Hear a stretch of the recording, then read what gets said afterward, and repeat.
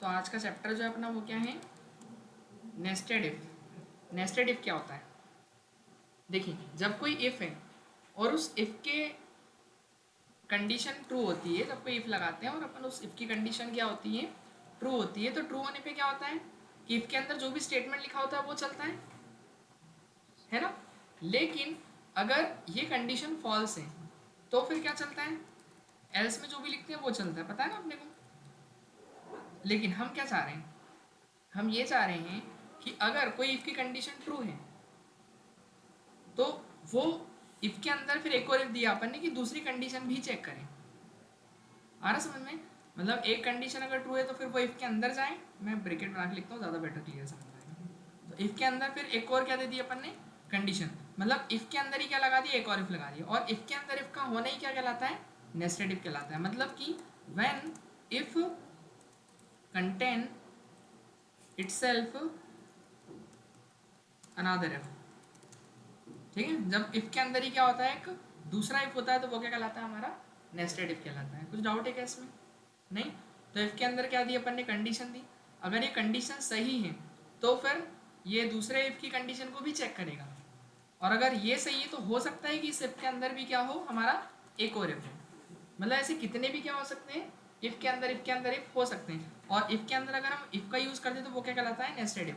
पर बात ये आती है कि हमको कब यूज़ करना है नेस्टेड इफ का, कि क्यों करेंगे अपन नेस्टेड इफ, ठीक है ना। तो नेस्टेड इफ का यूज़ अपन करेंगे कि हमारे पास जैसे एक कंडीशन तो ट्रू है, बट हम चाह रहे हैं एक कंडीशन के ट्रू होने में हमको आउटपुट नहीं चाहिए, हमको अगली भी कंडीशन चेक करनी है, और वो सही है तो फिर हमको हो सकता है कि एक और कंडीशन चेक करनी है। मतलब से मल्टीपल कंडीशन के ट्रू होने पर अगर एक सिंगल आउटपुट चाहिए तो अपन यूज़ करते हैं नेस्टेड इफ, यानी मल्टीपल कंडीशंस हैं और आउटपुट फिर चाहिए। अभी एक कंडीशन में चेक करने पर आउटपुट चाहिए तो वहाँ पे क्या लगेगा, ओनली इफ एल्स लग जाएगा, पता है ना। तो ये इफ लग जाएगा नॉर्मली, और क्या लग जाएगा, एल्स लग जाएगा। तो इस इफ एल्स में क्या होगा, केवल एक ही कंडीशन चेक होगी और आपका आउटपुट आ जाएगा। लेकिन इसमें क्या होगा, यहाँ पे ये जो लाइन लिखी है, ये लाइन कब चलेगी, जब ये वाला इफ भी ट्रू होगा और ये वाला इफ भी ट्रू होगा, मतलब दो कंडीशन चेक होगी उसके बाद फिर ये चलेगा। इतना क्लियर है। और इसके बाद अगर ये वाला इफ फॉल्स है तो फिर इस इफ का क्या होगा, एक एल्स भी होगा, और एल्स में जो भी लिखेंगे वो क्या हो जाएगा, एग्जीक्यूट हो जाएगा। ध्यान समझिएगा। लेकिन पता है ये वाला एल्स कब चलेगा, जब बाहर वाला इफ तो ट्रू होगा लेकिन अंदर वाला इफ क्या होगा, फॉल्स होगा। क्यों, बाहर वाला क्यों ट्रू होगा तो ये चलेगा, देखो क्योंकि वो बाहर से ही तो कंडीशन को चेक करेगा ना, कि अगर बाहर वाली कंडीशन ट्रू है तो अंदर की कंडीशन चेक करो, और अगर अंदर की सही है तो यहाँ पर एग्जीक्यूट कर दो इसको, और अगर ये वाली फॉल्स है तो फिर इस एल्स में जो भी लिखा है वो इस इफ के एल्स में जाएगा। तो ये इस इफ के एल्स में जा रहा है, इसका मतलब ये यहाँ से पहले बता दूँ, तो ये वाला चलेगा। लेकिन अगर यहाँ पर ये ही इफ गलत है पहला वाला, तो फिर इस इफ का भी क्या होगा, एक एल्स होगा। वो बताता हूँ बेटा, है ना एग्जाम्पल। इधर देखिएगा कि जैसे ऐसा समझिए, 2 मिनट के लिए अभी इसको बाहर वाले इफ को भूल जाइए, ये बाहर वाला, अभी केवल छोटा वाला इफ देखिए, कौन सा वाला, ओनली ये वाला इफ दिख रहा ना, इस वाले को देखिए। तो ये इफ है, अगर ये कंडीशन ट्रू है तो ये चलेगा, और नहीं तो क्या चलेगा, एल्स चलेगा, पता है, ठीक है। लेकिन इस इफ के बाहर भी एक और इफ है, तो पता है ये इफ यहाँ से चालू हुआ, यहाँ इसका ब्रैकेट लगा हुआ है, और ये इफ यहाँ खत्म हो रहा है। आ रहा समझ में, मतलब कि इस इफ के अंदर एक और इफ है, एक बड़े इफ के अंदर एक छोटा इफ है, तो बाहर वाले इफ को बोलते हैं अपन क्या, आउटर इफ, और अंदर वाले इफ को क्या बोलते हैं, इनर इफ। इतना क्लियर है। अगर आउटर वाले इफ की कंडीशन ट्रू होगी तभी इनर वाला इफ चलेगा, अदरवाइज क्या चलेगा, एल्स चलेगा सीधे। आया कुछ समझ में। एक एग्जाम्पल देखते हैं। तो यहाँ पर अपन ऐसा लिख ही रखा है ना, ये तो अपन देखिए अभी हमने याद हो तो इफ एल्स जब स्टार्ट किया तो सबसे पहला क्वेश्चन क्या किया था, कि अगर किसी स्टूडेंट के मार्क्स 33 से ज़्यादा हो तो वो पास हो जाएगा, नहीं तो क्या हो जाएगा, फेल हो जाएगा। याद है किसी को क्वेश्चन किया था, तो कैसे किया था इसको अपन ने, उसको इम्प्लीमेंट करें एक बार, फिर उसके आगे नेस्टेड इफ का यूज समझते हैं। तो अपन यहाँ पर क्या लिखते हैं, मेन लिखते हैं, और मेन के अंदर क्या लिख देते हैं, एक मार्क्स नाम का वेरिएबल, यूजर से इनपुट लेना है तो क्या लगा देंगे, यूजर को पहले मैसेज दिया जाए कि एंटर एनी नंबर, फिर क्या लगाएंगे अपन, स्कैन है परसेंटेज डी, और एड्रेस ऑफ किस में आ जाएगा, एन में एक नंबर, मार्क्स में सॉरी, मार्क्स में क्या आ जाएगा, एक नंबर आ जाएगा। फिर हम ये चेक करेंगे कि इफ यदि मेरी मार्क्स की वैल्यू ज़्यादा है किससे, 33 से, तो क्या प्रिंट करें, प्रिंट करें पास, और नहीं तो क्या प्रिंट करें, फेल। ये सभी को पता है, इसमें किसी को डाउट है क्या? देखिए रन करेंगे तो वो क्या मांगेगा हमसे, एक नंबर मांगेगा, और नंबर मांगेगा तो फिर हमको नंबर जो भी देंगे उसके बेस पे आउटपुट दिखाएगा, या तो पास या फिर फेल। ज़्यादा होंगे 33 से मार्क्स तो पास देगा, नहीं तो फेल दे देगा। तो यहाँ पर मैंने नंबर लिखा जैसे 55, तो क्या आ रहा है, पास आ रहा है, क्योंकि 55 ज़्यादा है 33 से। जैसे मैंने डाल दिया 32, 32 में क्या हो गया, वो फेल हो गया। बट मैं चाह रहा हूँ ये ऐसा ना करें, ये ऐसे चेक करें कि पहले तो ये चेक करें कि उसके मार्क्स 33 से ज़्यादा हैं, लेकिन दूसरा ये भी चेक करें कि स्टूडेंट की अटेंडेंस भी 75 से ज़्यादा हो, तो ही वो उसको पास करे। यानी कितनी कंडीशन हो गई मेरे पास, दो। स्टूडेंट को पास होने के लिए कितनी कंडीशन सेटिस्फाई होनी चाहिए, दो कंडीशन। पहला उसके मार्क्स 33 ज़्यादा होना चाहिए, और दूसरा उसकी अटेंडेंस 75 ज़्यादा होना चाहिए। जब दोनों ही कंडीशन ट्रू हो तो वो पास दिखाएं। तो इसको करने के हमारे पास दो तरीके पता है। क्वेश्चन समझ में आ गया मैंने क्या बोला? क्या बोला मैंने कि पहला तो उसकी जो मार्क्स हैं वो क्या होने चाहिए, 33 से ज़्यादा होनी चाहिए। हाँ, ग्रेटर देन होना चाहिए 33। और दूसरा मैंने क्या बोला, चलो 33 तो बहुत कम हो जाएंगे, 300 कर देते चलेगा। 300 से मार्क्स ज़्यादा होना चाहिए, और जो अटेंडेंस है वो ज़्यादा होना चाहिए कितनी, 75 से। ठीक है, ये क्वेश्चन है अपना, तो ही पास करना है। तो इसको अपन याद हो तो एंड ऑपरेटर से लगा के भी कर सकते हैं। बस सर। इफ एक इफ लगा के एंड ऑपरेटर लगा दो, कैसे, एक तो यहाँ लिख दो कि मार्क्स ज़्यादा होना चाहिए कितने से, 300 से, फिर एंड ऑपरेटर लगाओ कि अटेंडेंस ज़्यादा होना चाहिए कितनी, 75 से, तो 75 से, तो क्या करवा दो उसको, पास करवा दो। पास, अच्छा अटेंडेंस को डिक्लेयर नहीं करा ना, तो यहाँ डिक्लेयर कर देना, ठीक है। ADD इतना, क्योंकि वेरिएबल यूज़ कर रहे हैं तो उसको डिक्लेयर भी करना पड़ेगा। तो क्या बेटा, हाँ यहाँ पर एक और वैल्यू नहीं पड़ेगी, वो तो ले ही रहे अपन, नंबर, एंटर एनी नंबर या एंटर एनी मार्क्स कर देते इसको, ठीक है। और यहाँ पे क्या एंटर करवाएंगे, उसके जस्ट बाद अपन अटेंडेंस, ठीक है। अटेंडेंस किस में आएगी, एड्रेस ऑफ ADD में। इतना क्लियर है, समझ में आ पाया क्या? दोनों चीज़ें आ जाएगी तो वो दोनों को चेक करेगा, अगर दोनों ही कंडीशन ट्रू है तभी वो पास दिखाएगा ना, क्यों, क्योंकि बीच में क्या लगा हुआ है, एंड ऑपरेटर लगा हुआ है। चेक करते हैं एक बार क्या होता है। मार्क्स डालने बोल रहा है, मैंने डाल दिया कितने, 66, अटेंडेंस डाल दी मैंने 50, ये लो फेल हो गया। दोनों ही चीज़ें कम है, मैं काम करता हूँ दोनों ज़्यादा डाल के देख लेता हूँ, कितनी, 400। ये कब डिक्लेयर किया कि किस अटेंडेंस कितनी 75 नहीं किया क्या मैंने अभी, बेटा दोनों कंडीशन साथ में मैच करते थे, है ना। तो 400 और अटेंडेंस कितनी कर दी अपन ने, 99, तो पास हो जाएगा। तो वो दोनों कंडीशन ट्रू होगी तो ही पास होगा। अगर जैसे मान लो एक ट्रू और एक फॉल्स है, मार्क्स तो ज़्यादा है बट अटेंडेंस का, मान लो मार्क्स उसके कितने हैं 500 आए, बट अटेंडेंस कितनी है उसकी 33 आई। ये तो समझ आ गई, ये तो आप एफएल्स वाले बता रहे हैं। हाँ ये फेल्स से बता रहा हूँ मैं, लेकिन इसमें ये नहीं पता चल रहा ना आपको कि वो फेल किसके कारण हो रहा है, अटेंडेंस के कारण हो रहा है कि मार्क्स के कारण हो रहा है, ये पता चल रहा क्या, नहीं नो। नहीं पता चल रहा। तो हम ये चाह रहे हैं मैसेज आए, हाँ बेटा क्या, आउटपुट में वैल्यू डाल दे तो पता चल जाएगा। हाँ वो अपन करवा सकते हैं कि इतने मार्क्स है और इतनी अटेंडेंस है वो ना, बट वो भी नहीं करना है अपने को अलग अलग मैसेज शो करवाना है। लेकिन देखो आपका कहना भी सही है, फेल किस कारण से हुआ, लेकिन ये नहीं पता चल पाएगा ना। लॉजिक तो फिर भी व्यक्ति को एक बार सोचना पड़ेगा ना कि मार्क्स कितने डालने हैं। मार्क्स मान लो 200 डाले उसने, ये चलो मार्क्स डाल दिए 500, अटेंडेंस 33 है, तो फेल होगा, तो मार्क्स तो दोनों सो जाएगा। फिर उसको सोचना भी तो पड़ेगा कि यार मार्क्स तो ज़्यादा हैं अटेंडेंस कम, वो सोचेगा वहाँ पर। बट हम चाह रहे हैं कि एग्जैक्टली क्लियर मैसेज आना चाहिए कि अगर अटेंडेंस कम हो तो केवल ये दिखाए कि fail due to low attendance, और अगर मार्क्स कम हो तो क्या, fail due to low marks. Like इस टाइप से दोनों डिफरेंशिएट होना चाहिए अलग अलग। तो वो डिफरेंशिएट नहीं हो पा रहा ना यहाँ पर, आ रहा कुछ समझ में, उसी को करने के लिए अपन नेस्टेड इफ यूज़ करेंगे। देखो तो इसको हटा दो ये, तो मैं देखो तो क्या करेंगे, यहाँ पर पहले ये चेक करेंगे कि मार्क्स क्या होना चाहिए, ज़्यादा होना चाहिए कितना, 75 से। अगर ये कंडीशन ट्रू है तो फिर क्या करो, ये चेक करो कि जो अटेंडेंस है वो भी ज़्यादा होना चाहिए कितने, ये तो 300 ज़्यादा होना चाहिए और अटेंडेंस 75 ज़्यादा होना चाहिए, सही है कि नहीं। अगर ये दोनों कंडीशन ट्रू हैं तो क्या प्रिंट करवाओ, प्रिंट एफ पास। आया कुछ समझ में कि जब मार्क्स भी ज़्यादा होंगे और 75 भी ज़्यादा होंगे, क्योंकि दो कंडीशन चेक होने के बाद ही चलेगा ना। और अगर मान लो ये सही है ये गलत है तो फिर इस इफ का क्या होगा, एक एल्स होगा। और एल्स में क्या प्रिंट करवाएंगे अपन, अटेंडेंस कम होने के कारण एल्स चलेगा ना।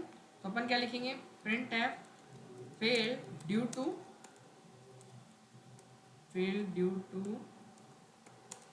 लो अटेंडेंस। की लो अटेंडेंस होने के कारण ए डबल टी तो समझ जाएंगे ना, fail due to low attendance. लेकिन अगर मान लो उसकी मार्क्स ही कम हो गए तो वो इस इफ में तो जाने नहीं देगा, तो वो इस इफ के कहाँ भेजेगा उसको, एल्स में। तो इफ कहाँ खत्म हो रहा है, यहाँ। जहाँ इफ खत्म हो उसके बाद क्या चालू होगा आपका, एल्स चालू होगा। और क्या मैसेज देंगे, वो इफ में जो कंडीशन फॉल्स है वो लिख दो यहाँ पर। तो फेल ड्यू टू क्या हो जाएगा, लो मार्क्स। इतना क्लियर है, हो गया दोनों चीज़ें।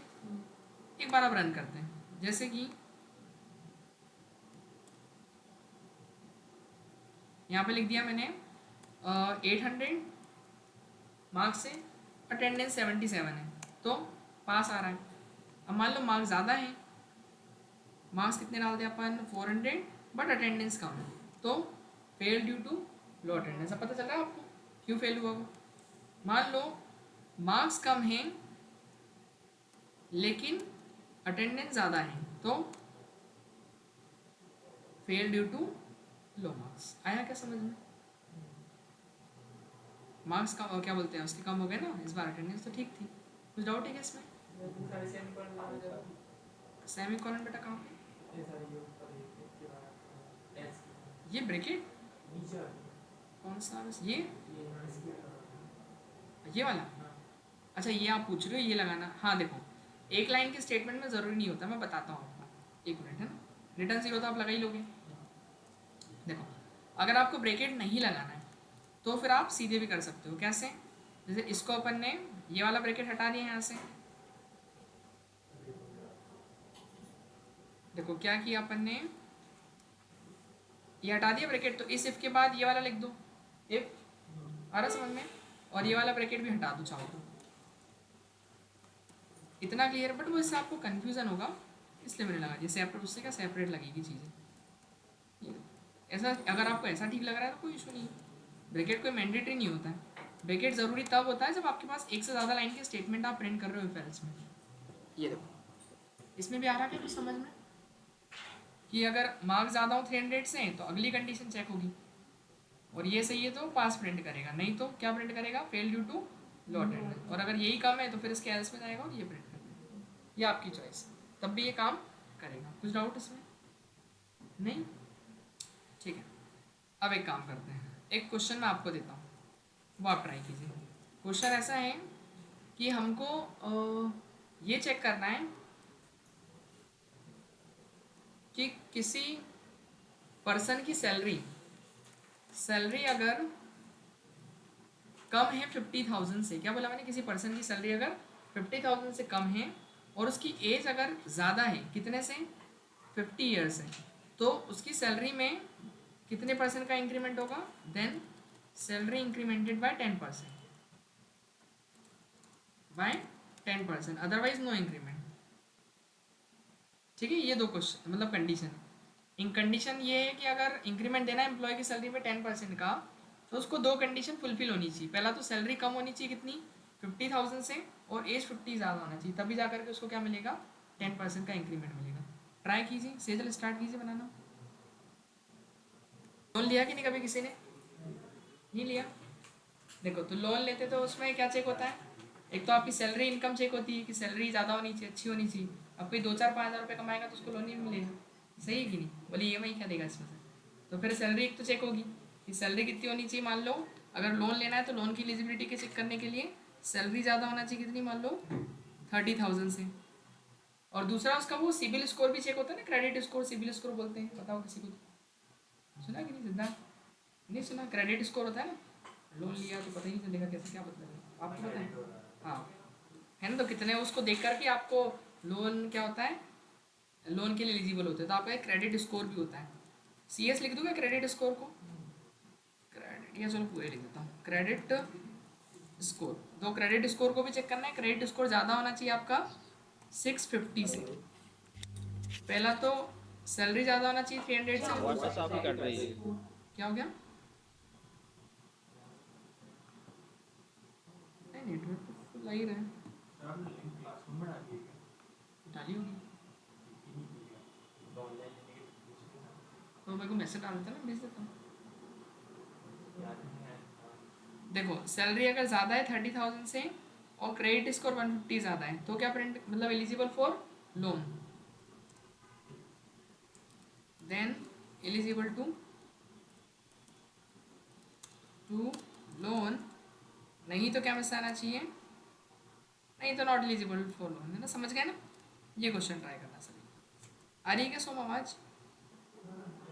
पीएससी का पेपर होता है ना, उसमें क्या कंडीशन होती है? कंडीशन ये होती है कि मतलब कंडीशन क्या, पास होने के लिए 3 पेपर देने पड़ते हैं, एक प्री का, एक मेंस का और एक इंटरव्यू, है ना? 3 होते हैं ना।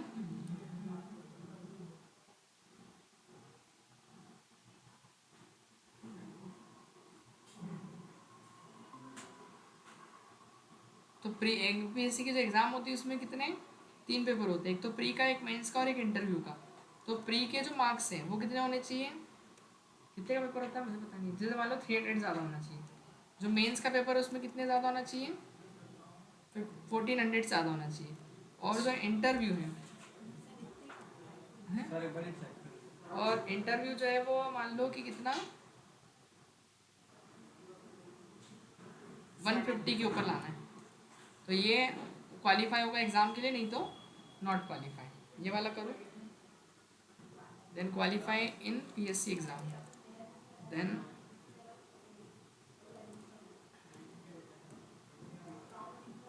क्वालिफाई इन पीएससी, एमपीपीएससी क्या बोलते हैं उसको, ठीक है? करो उसको स्टार्ट बना। देखिए तो क्वेश्चन अपन चेक करते हैं कौन कौन से आपसे बन जाएंगे, जो नहीं बनेंगे मुझे बता देना, है ना? ठीक है, पहला लॉगिन आईडी और पासवर्ड चेक करना है, और लॉगिन सक्सेसफुल और नहीं तो सक्सेसफुल नहीं बताना है। मतलब यूज़र आईडी और एक पासवर्ड लेके बनाना है ना? हेलो,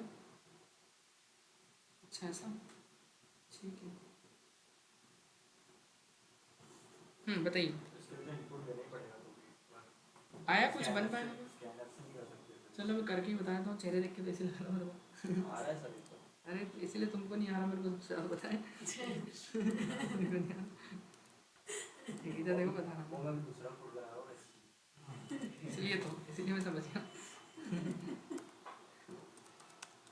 इसके बाद मेन लिया अपन ने, देखो हमको करना क्या है, ये चेक करना है कि अगर यूज़र का जो पासवर्ड है और एक यूज़र की आईडी होगी वो मैच करना है, कि अगर वो मैच कर रही है तो लॉगिन सक्सेसफुल हो, और अगर पासवर्ड गलत आ रहा है तो रॉन्ग पासवर्ड मैसेज आ जाए, और यूज़र आईडी गलत आ रही है तो यूज़र आईडी इनवैलिड या गलत आ जाए, ऐसा मैसेज आ जाए।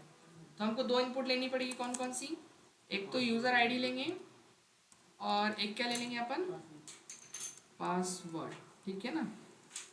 अब सुनो, यहाँ पर क्या मांगेंगे यूज़र से अपन? पहले user ID, enter user ID, ठीक है? और उस यूज़र आईडी को स्कैन कर लेंगे अपन किसके अंदर, एड्रेस ऑफ यूज़र आईडी के अंदर ना, यूज़र आईडी के अंदर, ठीक है? फिर इसके बाद क्या मांगेंगे अपन, पासवर्ड। तो printf एंटर पासवर्ड, ठीक है? और फिर पासवर्ड अपन स्टोर करेंगे किसके अंदर, address of percentage, address of password के अंदर, ठीक है? दोनों चीज़ें आ जाएगी आपके पास, आईडी भी और पासवर्ड भी। हम कंडीशन लगाएंगे, यदि देखो यूज़र आईडी अपन अपने हिसाब से दे देते हैं, जो यूज़र आईडी है वो इक्वल किसकी होनी चाहिए, 1 2 3 के, मान लो 1 2 3 4 5 चलो यूज़र आईडी, ठीक है? और पासवर्ड वापस से कंडीशन, अगर ये इफ़ की कंडीशन सही हो तो एक और इफ चेक करें कि जो पासवर्ड है वो भी क्या होना चाहिए, इक्वल होना चाहिए। मान लो 12199 ये पासवर्ड है, अगर ये दोनों मैच कर जाएं तो क्या आना चाहिए, login successful, login as successful. और एल्स नहीं तो बताओ कौन सा आएगा मैसेज, कौन सा वाले फॉल्स हो रहा है, पासवर्ड वाला ना? तो क्या लिखेंगे, इनवैलिड पासवर्ड, इनवैलिड पासवर्ड और बस इसके बाद एल्स, नहीं तो क्या लिख देंगे, invalid user ID. User ID, है ना। देखते हैं एक बार चेक करके क्या आ रहा। क्या थी यूज़र की आईडी, 12345 ना, वो पासवर्ड है 12199।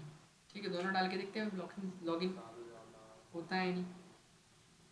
121 क्यों 12345 ना, और पासवर्ड क्या है 12199। हाँ लॉगिन हो रहा है, ठीक है। और इसके बाद 12345 पासवर्ड गलत डाल देते हैं, इनवैलिड पासवर्ड आ रहा है। आईडी इस बार गलत डाल देते हैं। आईडी क्या डाल दें, कुछ भी डाल दो, पासवर्ड भी कुछ भी डाल दो, इनवैलिड यूज़र आईडी। आ रहा समझ में। तो ये ऐसा है, इसमें कुछ डाउट है क्या। दोनों गलत हो जाते हैं, दोनों गलत में एक मिनट रुक जाओ, बता रहा हूँ क्या बोल रहे हैं। ले लो। दोनों गलत हुए तो अब बताता जब हूँ। करके बताया पहले गलत तो यूजर आईडी पहले सर दोनों वाला तो कैसे एक पे रुक जाएगा ना सर, क्या बोल रहे हो सोम। ऐसे दोनों वाला कैसे बताएगा, एक मान लो सही है दूसरा गलत बताएगा, एक पे रुक जाएगा, दूसरा गलत बताएगा नहीं। नहीं वो उनका कहना ऐसा है कि दोनों गलत हो तो भी प्रिंट हो। तो भी दोनों गलत से कैसे हो सकता है। दोनों गलत कैसे हो सकता है कि नहीं हो सकता। नहीं, अगर एक सही है तो दूसरा एक चल जाएगा, दूसरा रुक जाएगा। नहीं, जैसे अगर मान लो दोनों गलत होगा आईडी और पासवर्ड, हाँ है ना, तो उनको ये सर वो मैसेज ऐसा क्या, हाँ बोलो। सर ऐसा है कि अगर दोनों गलत है तो सबसे पहले यूजर आईडी चेक होगी, तो फिर वो पासवर्ड पर जाएगा ही नहीं, उधर ही यूजर आईडी को इनवैलिड बता देगा। सोम आपकी आवाज़ कम आ रही है। नहीं सर, ऐसे यूजर आईडी गलत है तो वही बता देगा एक पे, अगर यूजर आईडी सही है तो पासवर्ड रॉन्ग बता देगा, एक पे रुक जाएगा ना वो तो। रुक जाओ मैं बता रहा, देखो सही बात है, उन्होंने भी सही कहा, सेजल ने भी, वो उस पर जाएगा ही नहीं, है ना। हाँ तो सर। देखो इसमें मैं बताता हूँ, इसमें अपन ऐसा कर सकते, देखो अब जो कंसेप्ट लगाया ना अभी तक पढ़े थे अपन ने, वो कंसेप्ट लगा सकते सारे इसके अंदर। देखो कैसे, अगर आईडी सही है तो वो पासवर्ड चेक करेगा, अगर आईडी ही सही नहीं है तो वो पासवर्ड चेक ही नहीं करेगा, वो सीधे एल्स पे भेजेगा, तो मैसेज ये देगा यूज़र आईडी आपकी गलत है। लेकिन अगर पासवर्ड सही हुआ तो पासवर्ड सही हुआ तब भी वो गलत क्या बताएगा, इनवैलिड यूज़र आईडी। लेकिन अगर पासवर्ड गलत हुआ तब भी वो पासवर्ड के बारे में नहीं बताएगा, वो केवल क्या बताएगा। यूजर आईडी तो क्वेश्चन ये है कि अगर आईडी भी गलत है तो वो यूज़र आईडी को ना बताए, वो ये भी बताए कि पासवर्ड भी गलत है। ये कैसे करेंगे बताओ। यहीं पे हाँ। नीचे यहाँ पर अपन एक और कंडीशन दे सकते हैं एलसिफ करके, कि देखो उसको ये पता है कि जो आईडी है वो ये गलत है, तब जाकर के ये वाला एल्स चल रहा है। अब पासवर्ड का भी पता नहीं, क्योंकि पासवर्ड चेक नहीं हुआ है, उसने किस बेस पे बाहर किया, अपने को आईडी के बेस पे। तो हम यहाँ पर एक काम करते हैं, आईडी गलत थी तो अपने को ये तो पता चल गया है, यहाँ कब आया वो जब आईडी गलत है, तो अपन यहाँ पर केवल पासवर्ड को चेक करवा देते हैं कि जो पासवर्ड है वो इक्वल होना चाहिए किसके, 12199 के। अगर पासवर्ड इसके इक्वल है तो वो क्या बोले, invalid password, invalid password, but जो यूज़र नेम है वो वैलिड है ना, बट यू नहीं इनवैलिड है ना। हाँ इनवैलिड यूजर आईडी आना चाहिए ना। अरे हाँ वही तो लिख रहा था मैं, देख रहा था ध्यान है कि नहीं सबको। हाँ इनवैलिड क्या user invalid user name but password is wrong, है ना, सही है ना। नहीं पासवर्ड इज करेक्ट। पासवर्ड तो सही पासवर्ड रॉन्ग है ना, अच्छा इनवैलिड है यूज़र है, हाँ वो पासवर्ड इज करेक्ट, ठीक है ठीक है चलेगा, यही था। और बस इसके बाद फिर एक एल्स लगा देंगे। अब देखो पासवर्ड तो चेक हो गया, मतलब पासवर्ड सही है, अरे भी पूरा तो होने दो बेटा। फिर उसके बाद क्या करेंगे, यहाँ पे जाएंगे, अब पासवर्ड भी गलत होगा तब जाके वो बोलेगा ना कि, अब दोनों चीज़ें गलत हो जाएगी, आईडी भी और पासवर्ड भी, तब जाके बोलेगा बोथ आर रॉन्ग इनपुट, ठीक है ना, दोनों ही रॉन्ग इनपुट है, सही है ना। ये लो ये हो गया, तो ये कंसेप्ट और जोड़ देंगे अपन इसमें, तो क्या चीज़ गलत है वो सब पता चल जाएगा अपने को इसमें। आया सोम समझ में कुछ, जी सर आ गया, नहीं आया। आ गया आ गया। देखो मान लो यूज़र आईडी लिखा मैंने 12199, अरे सॉरी 12345, पासवर्ड डाल दिया 12199, तो सब कुछ सही रहेगा। ठीक है, मान लो मेरी यूज़र आईडी 12345 है, बट पासवर्ड, अरे यार आईडी गलत डाल दी क्या मैंने, एक मिनट जाओ, आईडी क्या 12345, बट इस बार मेरा पासवर्ड गलत है। पासवर्ड गलत है तो क्या डाल दूँ, 123 डाल देता हूँ, तो क्या आ रहा है, इनवैलिड पासवर्ड आ रहा है, मतलब आईडी सही है। ठीक है, अब मान लो आईडी गलत है, आईडी गलत है लेकिन पासवर्ड, हाँ डाली सही, आईडी गलत है बट पासवर्ड सही है, तो क्या आ रहा है, invalid user name but password is correct. आ रहा समझ में? और अगर दोनों ही चीज़ें गलत हो गई तो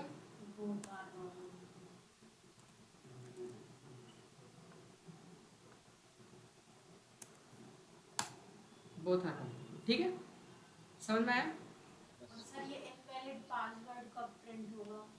कौन सा ये वाला इनवैलिड? ये जब पासवर्ड गलत होगा, जो यूज़र नेम सही होगा पासवर्ड गलत होगा, केवल पासवर्ड जब गलत होगा। देखो 12345 पासवर्ड गलत डाल दूँ, ये लो ये आ गया। ठीक है, जैसे आपने भी वो दिया था MBBS वाला, कौन सा? हाँ MBBS वाले में भी 3 कंडीशन होंगे, हाँ 3 बंदे थे ना, तो उसमें भी एलसी लगा सकते हाँ, वो तो अपनी चॉइस, वो तो जितना आपको हैं।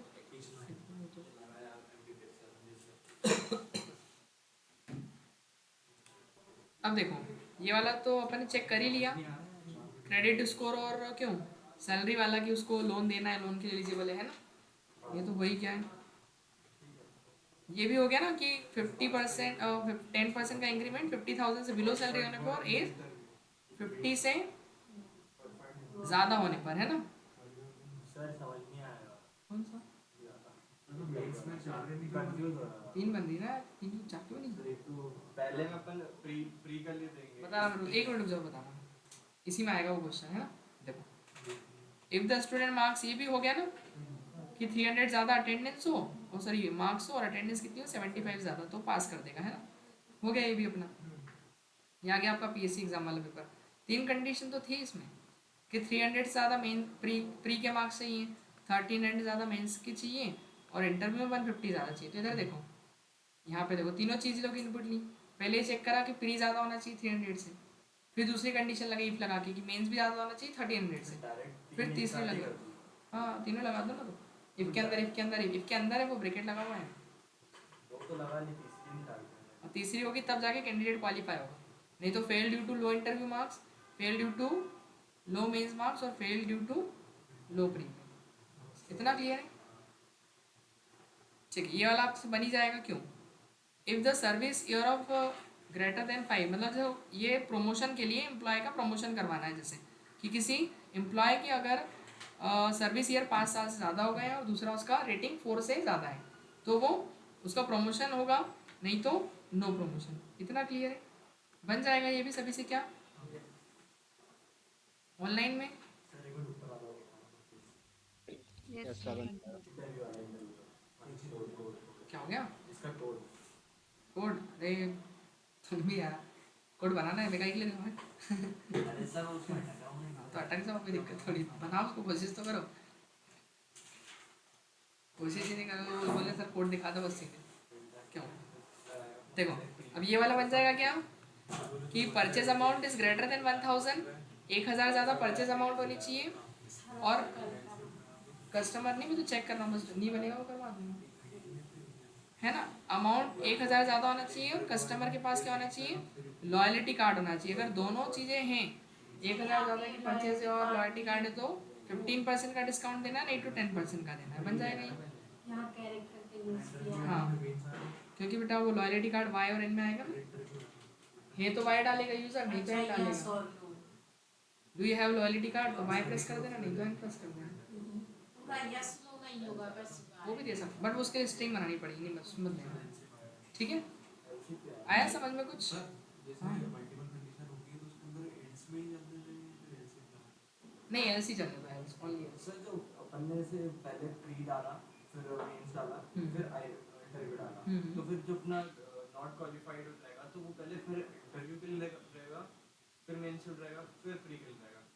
पहले इंटरव्यू के लिए रहेगा क्योंकि इंटरव्यू लास्ट में है, तो नॉट इंटरव्यू, क्वालिफाइड फॉर हाँ इंटरव्यू आएगा पहले, नॉट फिर क्वालिफाइड हाँ, फॉर मेंस, वही तो उन्होंने गलती कर दी, जिस इफ का इसी में तो ऊपर नीचे हो रहा था ना। जिस इफ का मतलब जो इफ की कंडीशन फॉल्स हो रही है उसके नीचे उसका एल्स लगा दो बस। एल से एल के मतलब बस एल से ही लगेगा ना। ये बन जाएगा क्या सभी से? परचेज 1000 ज़्यादा अगर करी यूज़र ने तो उसको, और उसके पास लॉयलिटी कार्ड है तो उस पर 15% का डिस्काउंट है, और अगर कार्ड नहीं है लेकिन 1000 ज़्यादा की परचेज तो 10% का डिस्काउंट है, और अगर 1000 से ऊपर से ज़्यादा खरीदी नहीं है तो फिर नो डिस्काउंट। बताओ क्या होगा? कर लोगे? सिंपल ही तो है, बन ही जाएगा वैसे तो। देखो अमाउंट ज़्यादा होनी चाहिए 1000 से, लॉयलिटी कार्ड होना चाहिए, तो 15% का डिस्काउंट, नहीं तो 10% का, नहीं तो नो डिस्काउंट। सिंपल, समझ गए? उधर फ्लोट की जगह इंट का भी यूज कर सकते लगा सकते हैं। ये देखो, ये चेक करना है कि ड्राइविंग लाइसेंस के लिए एलिजिबल है कि नहीं पर्सन। तो कंडीशन पहली है कि पहली तो उसकी एज 18 ज़्यादा होना चाहिए, और दूसरा उसका स्कूल कंप्लीट होना चाहिए, ड्राइविंग स्कूल, तो वो एलिजिबल है। हाँ हो जाएगा ना, ठीक है। बस इतने क्वेश्चन करने हैं आपको, जितने बच गए वो सारे घर से करना है, बाकी फिर मंडे स्विच केस होगा, उसके बाद लूप स्टार्ट होगा फिर आपका, है ना? ठीक है, करें फिर तो मंडे सर अपन। कल वीएसपी सेटअप करवाना है तो आप टाइम तो पे दे दो। मैं आपको कल शाम में फ्री सैंपल रहूँगा ना, लगेगी। मैं शाम में फ्री रहूँगा तो आपको